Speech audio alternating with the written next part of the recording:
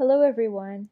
This simulation aims to clarify what is meant by energy transfer and its relation to the work done. How much work does weightlifters do? Well, the amount of work done is equals to the amount of energy transferred. So the work done equals to the energy transferred. The amount of work alone depends on two factors: the size of the force and the distance moved. The greater the force and the greater the distance moved, the greater is the work done. So the work done is given by the equation W equals F times X, where F is the force and X is the distance moved. For example, if weightlifters use a force of 400 newtons to raise the load 1.5 meters above the ground, the work done will be equals to 400 times 1.5, which will give us 600 joules.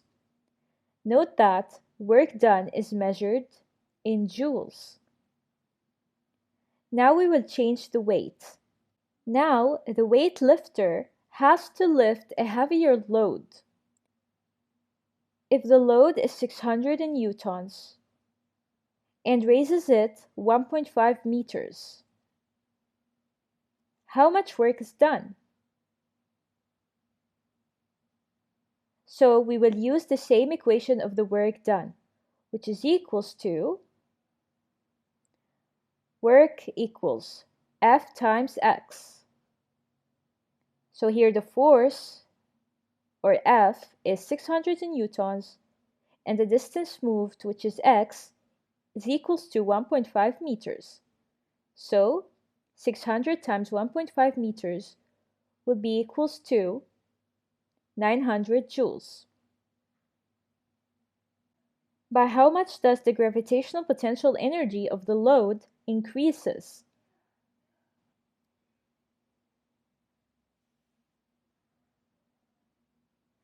Well, since the increase in the gravitational potential energy equals to the work done by the forces, the load increased by 900 joules.